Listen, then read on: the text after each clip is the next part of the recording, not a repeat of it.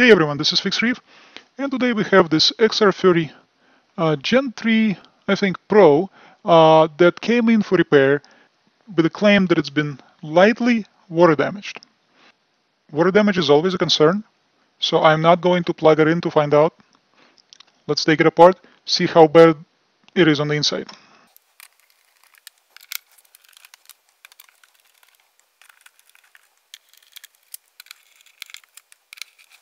Gen 3 and Gen 4 lights are still very awesome lights.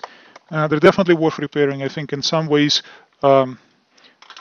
they are just as nice as Gen 5, if not nicer, because of multiple factors, really.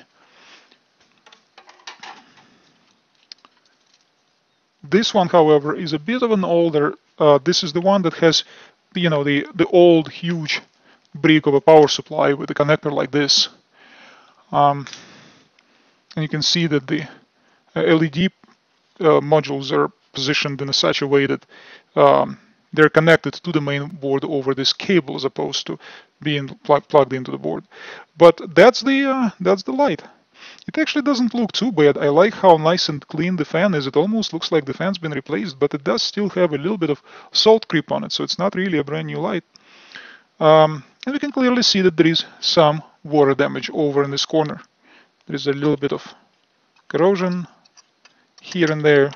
So I think we'll have to go ahead and just remove the main board out and take it out and remove it and see if see what's on the other side. What's nice about this one is that since the LED modules are not connected over the not connected directly to the board, I don't actually have to take them out. All I have to do is just remove the cable, disconnect the cable from the main board, and everything's supposed to come out. Okay. All right, and this is where we start seeing problems.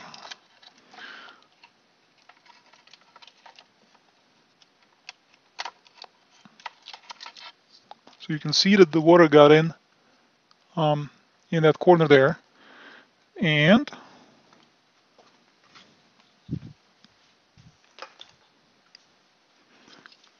the main board does not look good at all. So this is again one of those that are presumably not upgradable to Mobius because the RF module is completely soldered to the main board. There is a little bit of corrosion over on the on this diode, probably all corroded off, and I can probably leave that diode in no time. There is also corrosion over on this side, and this is bad. You can see that this component over here is completely burned. There is a hole over here. Now this is bad. So this component over here is the buck converter that goes from, something like 12 volts or whatever, and converts it to 5 volts or 3.3 volts, something like that, that goes into the controller. And when that kind of issue happens, chances are great that the controller is damaged. And you can see that there is corrosion over on here. That's where the connector is for the LEDs. Let's look at it under the microscope. Okay, so this is the problem area. That guy is severely damaged. Actually, I was under the impression that the pins are going to be gone. The pins are still intact. There is just a whole lot of corrosion on this.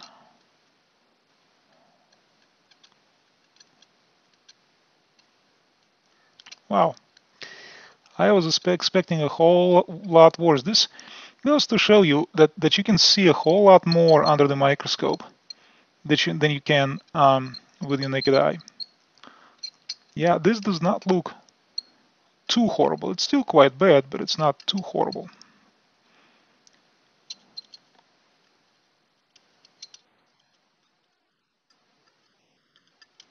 This component seems to be gone, or near gone.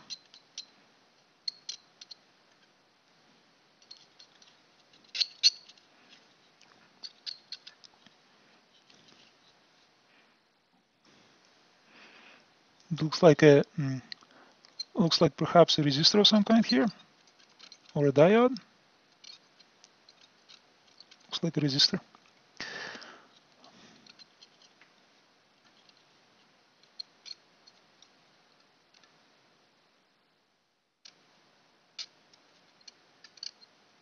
These channels have been shorted. You can see that some significant current went through this, ate away all of the solder all the way down to the copper.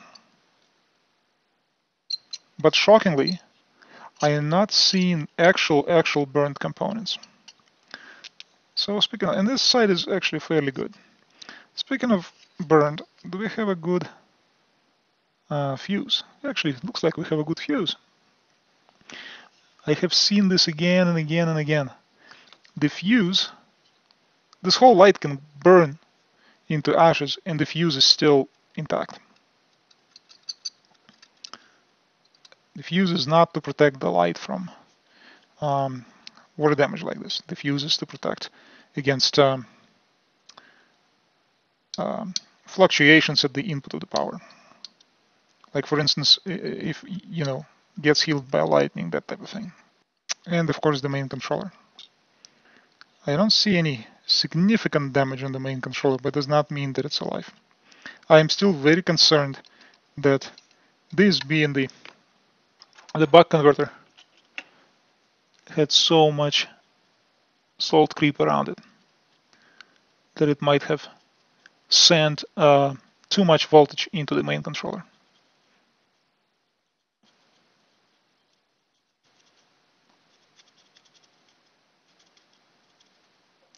Wow.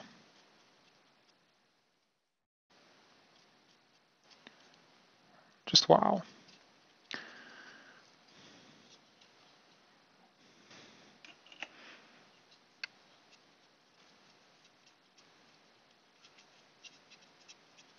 I'm just using some regular IPA alcohol to get a little bit of that salt off, mostly dust that I just scraped off.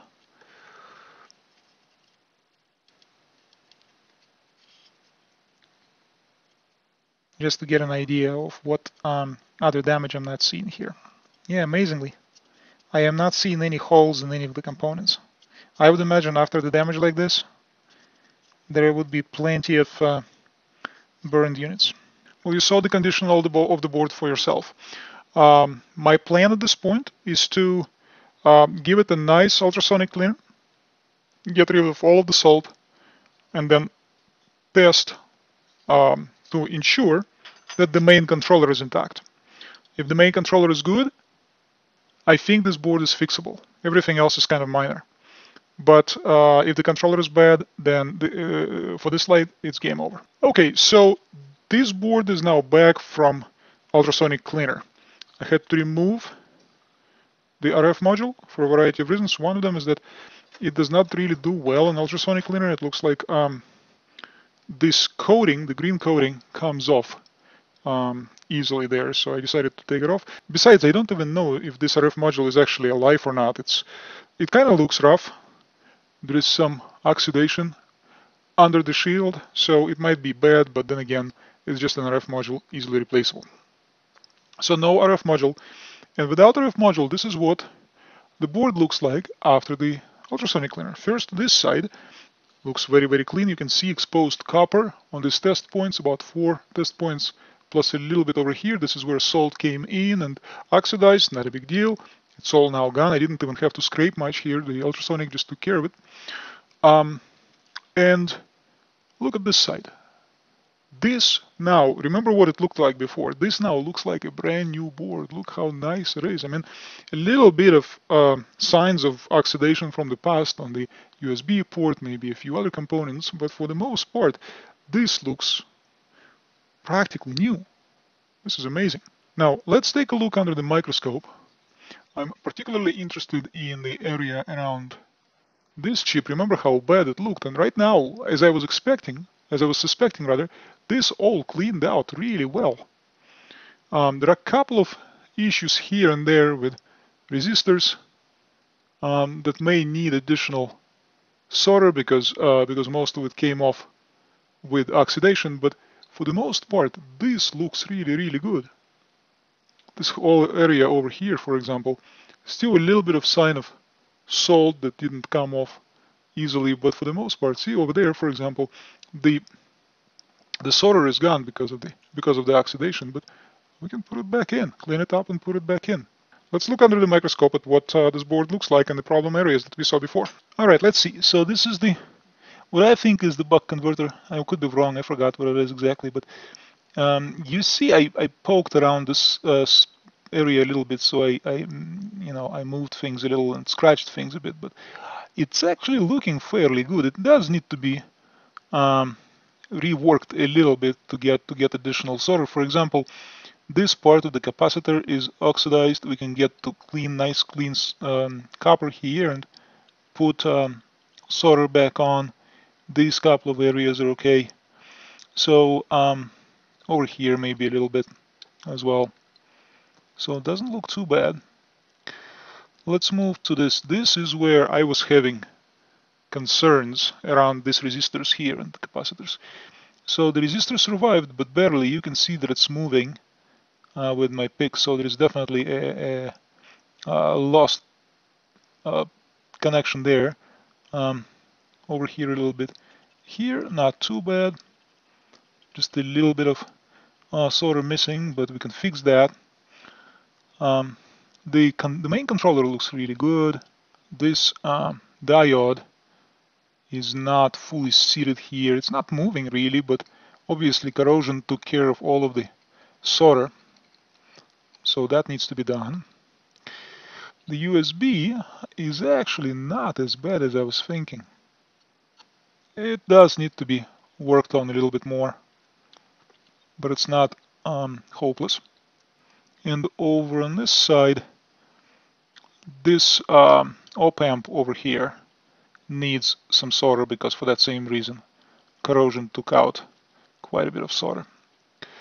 But I am not seeing burned marks on any of this.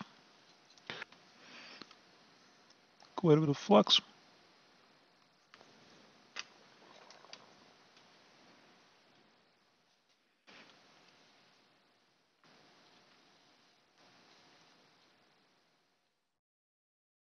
That looks really good. Look at this.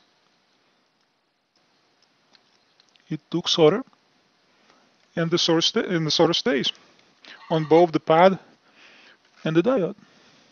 Let's get that resistor that's barely hanging in there before I completely lose it. So let's take a closer look at this area. Right there, you can see that there is a bit of a damage to the board itself. But shockingly enough, these resistors are still okay. So what I will do is I will take them out one at a time and clean up the area and see if I can put them back in. Alright, so it was super tough to get to this area. I had to remove it outside the microscope. Just accessibility was not there. So let's clean up the pads. This is a very hard to get to area. The speaker is nearby, a large capacitor on the other side.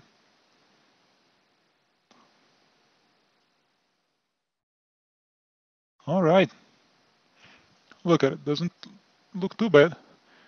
It took solder right away. While we are at it, we might as well reflow this capacitor.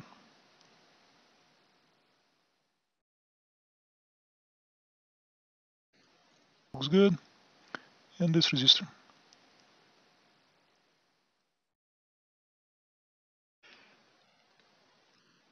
Alright, so I decided to replace that resistor. This is a 15 kilo ohm resistor that was there.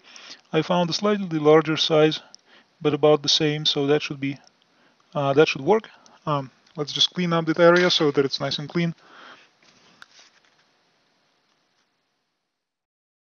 All right, that's good enough. Once the alcohol evaporates, it's going to be clean. All right, let's move on to the next area. Looks like we have a couple of pins gone here, or pads rather, not gone, but really just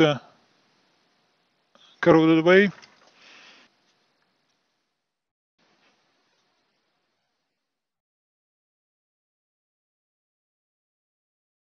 Beautiful. This looks good now. Next is this area over here. Same problem.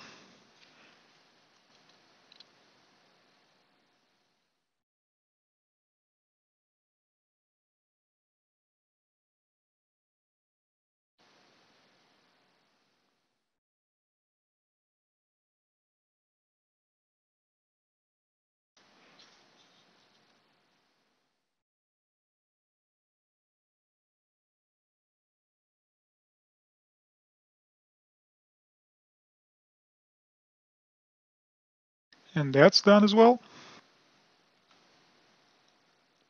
Let's see what else is left.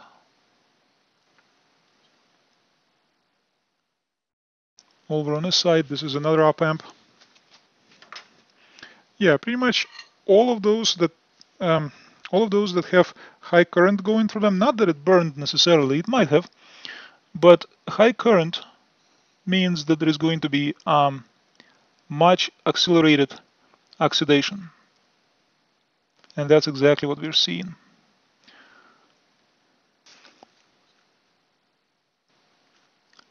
All right.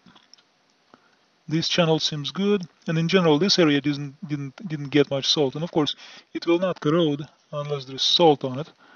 So that side of the board never actually saw any salt, and so the channels are good.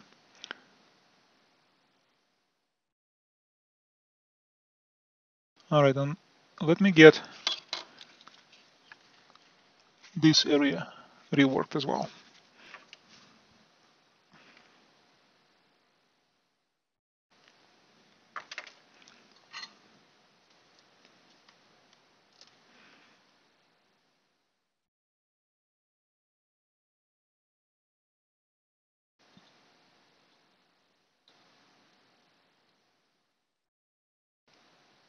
Excellent. Let's now get rid of the bridge. When I opened up this light and I just looked at this area, I was convinced from the amount of oxidation that this was just all gone.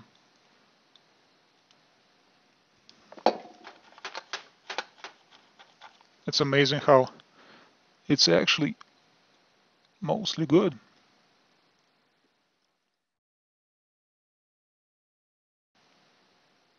It cleaned up really well. Okay. Now, the next thing I'm going to do is I'm going to actually plug this in to test even without the RF module attached. But since when I removed the RF module, I created all kinds of bridges here, so I'll need to make sure that they're not in there, because part of the thing that goes into the RF module is the 5-volt power, and we can't have bridges.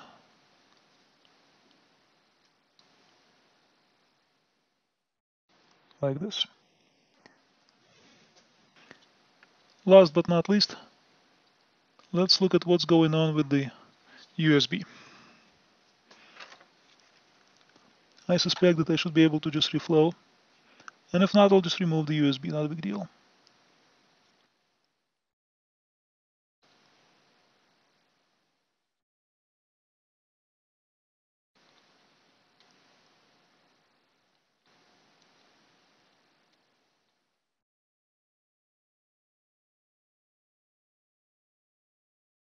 Cleaned up very well.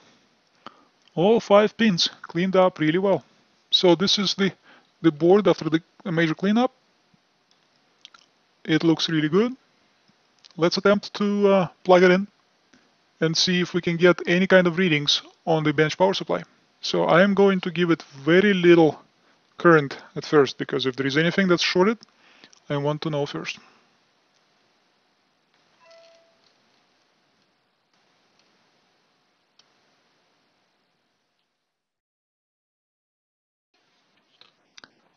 All right, let's plug it in, see if any magic smoke comes out. Yeah, I'm not seeing anything, only about 0.07 amp consumption, which is a very good thing, which means that the controller is functioning. Nothing's really warming up.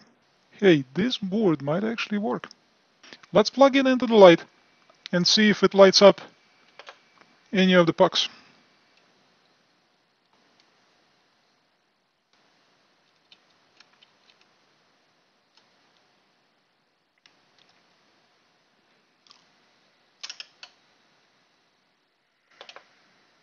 All right, the fan is spinning, but I do need to give it a little bit more current. It's not going to run too far on only 0.2 amp. Let's give it an amp.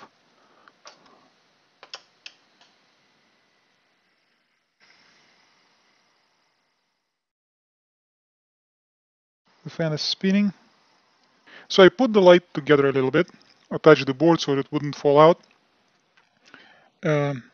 Tested a few more things, cleaned things up, and I'm gonna plug it into the main power supply and see what lights up. And look at this.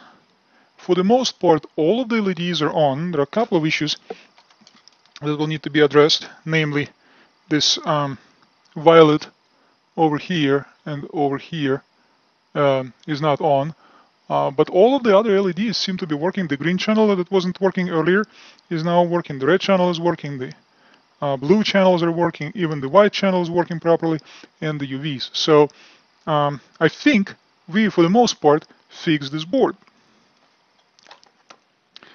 But we are not quite done yet. Remember that I took out, before I put the board into the ultrasonic cleaner, I took out the RF module. Okay, so we're approaching the end of this repair. The main board is all cleaned up and fixed up. I put back the RF module, but I also replaced all of the bad LEDs on both of these modules. There's a blue, the white, the usual suspects, UV, violet were bad on both sides, so those were replaced. I also upgraded this from XR30 to XR30 Pro by adding 2 LEDs to each puck. I didn't include that in this video, but I did a video prior to this that shows how to do this upgrade. It essentially involves putting new LEDs in and removing the resistors. So now it's all mostly assembled. Let's plug it in, see if it all works. Ooh, this is bright. Very, very bright. You can see that all of the LEDs are working. Every single one of them is very bright. The fan is functioning. All is good. So this light has been through a lot. I've ordered damaged board, damaged channels, bad LEDs throughout, but we got it to work again. Not only did we get it to work, but we also upgraded it to the Pro version. And with this repair is complete. If you enjoyed this video, please like and subscribe, and I will see you next time.